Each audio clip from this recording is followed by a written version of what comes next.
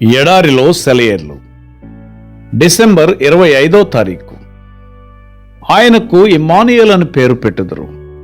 Emmanuel అను పేరునకు భాషాంతరమున దేవుడు మనకు తోడని అర్థము.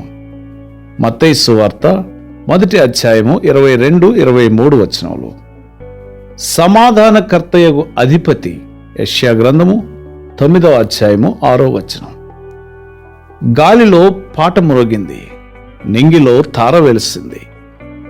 తల్లి ప్రార్థనలో పసికందు రోదన కనిపించింది. తార వెలుగులు చిమ్మింది, వెలుగు జీవులు గలమెత్తారు. బెత్లెహేములో పశువుల పాక, రాజాదిరాజు రాక. కొన్నేళ్ల క్రితం ఒక క్రిస్మస్ కార్డు చూశాను. దానిమీద క్రీస్తు పుట్టకపోయినట్లయితే అని రాసి ఉంది. నేను రాకయున్నచో అని క్రీస్తు పలికిన మాటలే దాని ఆధారం. ఆ కార్డు మీద ఒక బొమ్మ ఉంది. అదేమిటంటే, ఒక పాస్టర్ గారు క్రిస్మస్ రోజున చిన్న కునుకు తీస్తూ క్రీస్తు రాకకి నోచుకొని ఈ లోకం గురించి కలలుగంటూ కనిపిస్తాడు.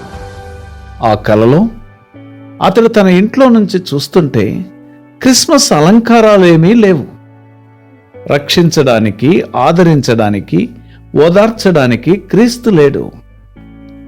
అతడు బయటికి వెళ్లే వీధిలో తల ఎత్తుకుని నిలబడి ఉన్న చర్చి గోపురం లేదు.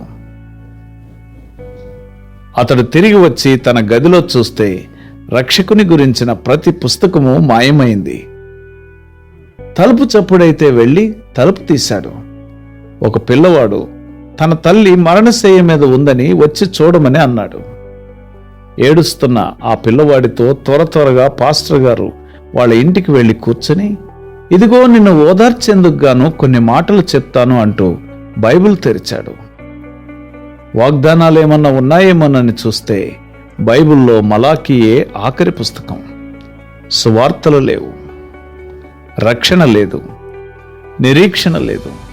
అతడు కూడా తన తల వంచి ఏడుస్తున్న వాళ్లతో కలిసి ఏడవలసి వచ్చింది. ఆ తల్లి మరణించాక భూస్థాపన కార్యక్రమం కోసం వెళ్ళాడు పాస్టర్ గారు. ఆదరణ వాక్యమేమీ దొరకలేదు చెప్పడానికి. మహిమలోకి పునరుద్ధానం లేదు, తెరచి ఉన్న ఆకాశం లేదు. మన్ను మంటిలో, బూడిదలో కలిసిపోవడమే అదే ఆఖరి చూపు. శాశ్వతమైన ఎడబాటు. క్రీస్తు ఎన్నడూ రాలేదని గ్రహించి ఆ నిద్రలోనే ఏడుస్తూ ఉంటాడు. హఠాత్తుగా అతనికి మెలకువ వచ్చింది. ఒక్కసారి అతని నోటిలో నుండి స్తుతులు, సంతోషగానాలు వెలువడినాయి. ఎందుకంటే నిద్ర మేలుకొనగానే బయటనున్న చర్చిలో నుండి క్రిస్మస్ పాటలు వినిపించాయి. ఓ సద్భక్తులారా, లోకరక్షకుడు బెత్లెహేమందు నేడు జన్మించను.